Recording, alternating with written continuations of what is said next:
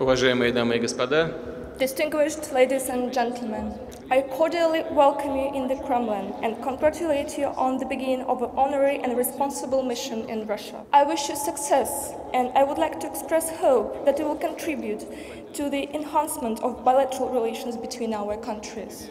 You may rest assured that Russian ministries, agencies, and public circles will give you any necessary assistance. Our meeting takes place at the beginning of the year 2013. For Russia, this year will be full of important international events. Our country assumed presidency over the formation of the largest global economies of the world, G20.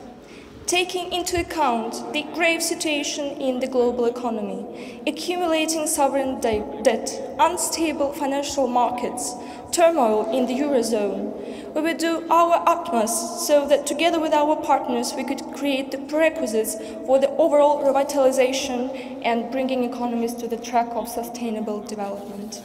These are the priorities of the Russia's presidency. Hopefully you got acquainted with them. I am referring to the promotion of investment, ensuring trust and transparency on the markets, and greater efficacy of regulation. The G20 summit will take place in St. Petersburg on the 5th and 6th of September. Before that, we will organize a series of meetings with the participation of ministers, experts, representatives of business circles, trade unions, and leaders of largest international economic and financial organizations and regional structures. We will responsibly organize and give substance to the events of the G20 in the same way as we organized Russia's presidency over the Forum of the Asia-Pacific Economic Cooperation. The outcomes of the APEC summit in Vladivostok help efficiently deepen integration processes in the Asia-Pacific region, form a more liberal trade and investment climate. In that very spirit, the upcoming Asia-Pacific Parliamentary Forum will take place in Vladivostok, with the participation of the legislators from 28 countries of the region. The chain of Russia's presidencies in the international structures will continue in 2014 and 2015. Over these years, we will host summits of G8, BRICS, and Shanghai Cooperation Organization.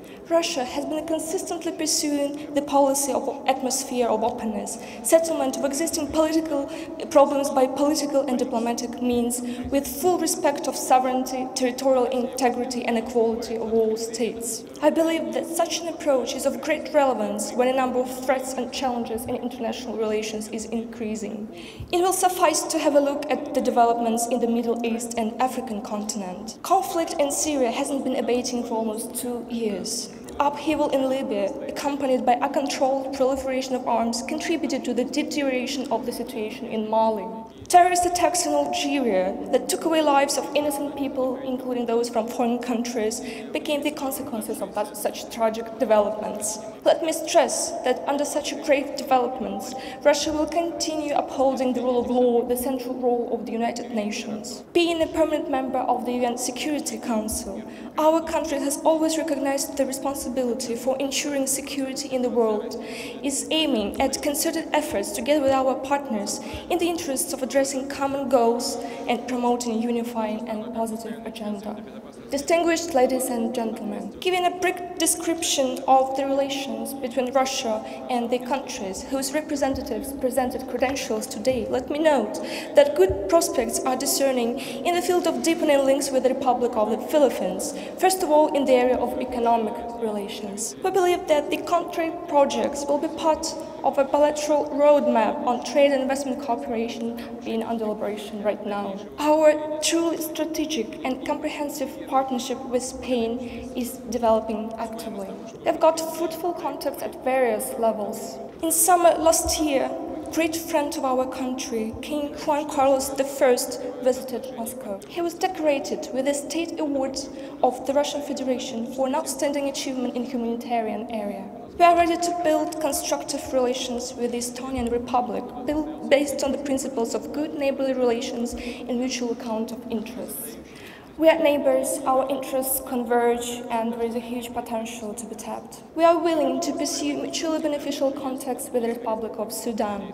We will continue contributing to the collective international efforts to normalize the situation in Darfur. Our links with friendly Sultanate of Oman are becoming more profound, including within the frameworks of the strategic dialogue between Russia and Cooperation Council of the Arab States of the Gulf.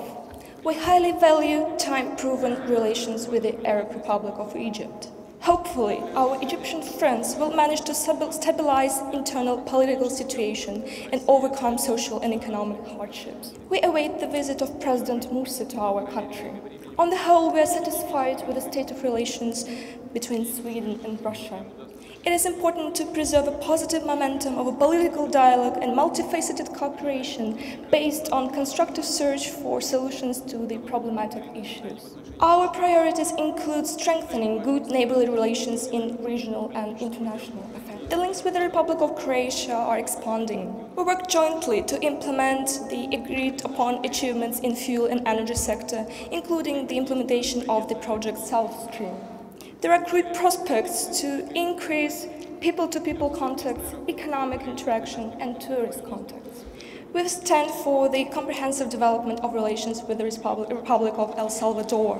Of course, we welcome the opening of the embassy of this country in Moscow in October 2012. Our ties with Myanmar are of traditionally constructive nature. Minister of Foreign Affairs of the Russian Federation has just visited your country. In February, we will commemorate the 65th anniversary of the establishment of diplomatic relations between our countries. The interaction with the Republic of Congo has become more active. During the recent successful visit to Russia of the Congolese President Sassou Nguesso, important achievements have been made, in particular in the development of cooperation in fuel and energy sector and military personnel training. The links between Russia and African countries are restoring and gaining momentum. This holds true of the relations with the Republic of Benin. We are facing a practical goal to form a formidable regulatory base of interaction and develop cooperation in such areas as raw materials, mineral raw materials extraction, water use, and medicine. We are satisfied by the state of affairs in the field of active cooperation between Russia and Australia. We hold a constructive dialogue on international affairs, including within the G20. Australia will chair the G20 in 2014 after us. We are committed to the expansion of bilateral trade, economic, and investment interaction.